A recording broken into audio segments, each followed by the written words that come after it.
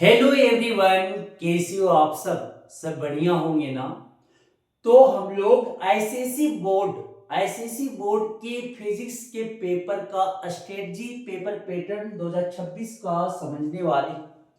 9 मार्च को आप लोग का एग्जाम है फिजिक्स के, और उसके पेपर का पैटर्न हम समझने वाले हैं कि किस पैटर्न पे आपका एग्जाम सर आएंगे, कैसे हम मैक्सिमम मार्क्स को स्कोर कर सकते हैं, उसके डिटेल्स को यहाँ पे समझने वाले डिटेल में फिजिक्स के पेपर का स्ट्रेटजी और पैटर्न।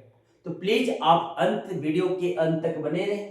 तो चलिए बिना लेट किए हुए हम फिजिक्स के पेपर के स्ट्रेटजी को समझते हैं, पैटर्न को समझते हैं।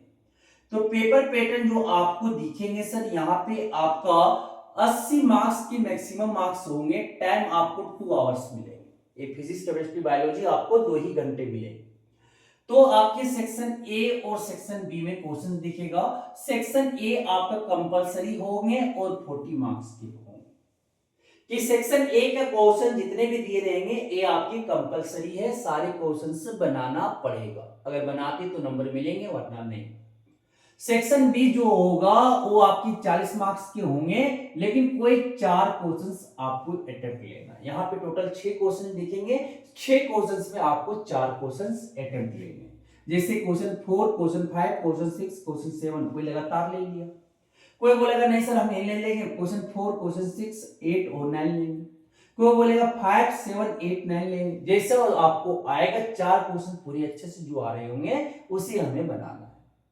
तो क्वेश्चन पे सेक्शन ए की बात ही कर लेते हैं।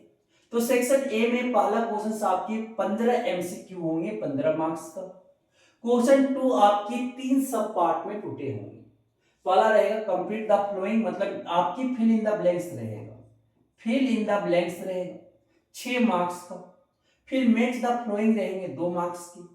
फिर दो आपकी मार्कर, 2 मार्कर की क्वेश्चन एक रहेंगे।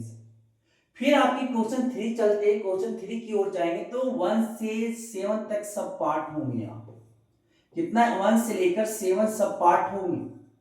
इसमें आपकी 2 मार्क्स और 3 मार्क्स के क्वेश्चन होंगे। मतलब 6 जो क्वेश्चंस होगा इसके अंदर वो 2 मार्क्स के होंगे, और एक जो क्वेश्चंस होंगे वो 3 मार्क्स के होंगे। 6 दूनी 12 और 3 कितना हो गया 15 मार्क्स के क्वेश्चन होंगे। क्वेश्चन 3 आपके 15 मार्क्स के होंगे। समझ आ गई बातें। अब सेक्शन बी की बातें चलती है। तो सेक्शन बी आपके 40 मार्क्स का, उसमें जो कोई 4 क्वेश्चन अटेम्प्ट लेंगे। क्वेश्चन 4, 5, ठीक है। कोई 4 क्वेश्चन आपके 6 क्वेश्चन से आप 4 से लेकर 8 तक 9 तक दिखेंगे ना, 9 तक दिखेंगे। तो उनमें से आपको कोई 4 क्वेश्चंस को अटेम्प्ट लेना है। क्वेश्चन 4 हर एक क्वेश्चन आपके 10 मार्क्स के होंगे, 10 मार्क्स का होगा, और हर एक क्वेश्चन में 3 सब पार्ट होंगे। मतलब पहला क्वेश्चन 3 मार्क्स, दूसरा क्वेश्चन 3 मार्क्स, तीसरा क्वेश्चन 4 मार्क्स, इस तरह के होंगे। सर नंबरिंग चेंज हो सकता है। नंबर जो मार्क्स है वो आपकी ये हो सकता है 3, 4, 3 ऐसे हो सकते हैं, या 4, 3, 3 इस तरह से भी हो सकते हैं। तो नंबरिंग नीचे ऊपर हो सकता है, लेकिन सर आपके 10 मार्क्स की इसी पैटर्न पे होंगे। बाकी इसी तरह आपका बाकी क्वेश्चंस होंगे। ये भी 5वां जो होगा 1, 2, 3, 4, मतलब 3, 4, 3 इस तरह के मार्क्स यहाँ पे देख सकते हैं। तो कोई आपको क्या 4 क्वेश्चन इसमें अटेम्प्ट लेना है। समझ आ गई बातें। तो ये सेक्शन ए और सेक्शन बी की पूरी डिटेल में हम समझ लिए। अब समझते हैं कि क्वेश्चन पेपर आता कैसा है, कौन चैप्टर हमें ज्यादा इंपॉर्टेंट पढ़ के जाना चाहिए, कौन क्वेश्चन हमें पढ़ के ज्यादा चैप्टर पढ़ के जाना चाहिए। ये आपके एमसीक्यू इस तरह के आपके दिखेंगे वहां पे, ठीक है। तो आपका जो प्योर थ्योरी से पूछा जाएगा वो आपकी 22 मार्क्स अप्रोक्स बता रहे हैं, 2 मार्क्स अप्रोक्स आएंगे। कॉन्सेप्चुअल क्वेश्चन जो आएंगे कॉन्सेप्ट बेसिस पे वो आपकी 36 को आपकी मार्क्स के आएंगे, अप्रोक्स बता रहे हैं। और आपके जो प्योर न्यूमेरिकल क्वेश्चन जो होंगे, न्यूमेरिकल मतलब जैसे सॉल्व करना पड़ेगा, वो 22 मार्क्स की अप्रोक्स आएंगे। टोटल जोड़ोगे तो ये आपकी 80 मार्क्स हो जा रहे हैं। कितना हो जा रहा होगा 80 मार्क्स हो रहे होंगे, 80 मार्क्स हो रहे होंगे। तो यहाँ पे जो सबसे ज्यादा जो इंपॉर्टेंट चैप्टर है वो मैकेनिक्स एंड फोर्स आपको जरूर पढ़ जाना चाहिए। वर्क, एनर्जी एंड मोमेंट, ये 12 से 14 मार्क्स क्या जाते हैं, 12 से 14 मार्क्स तक।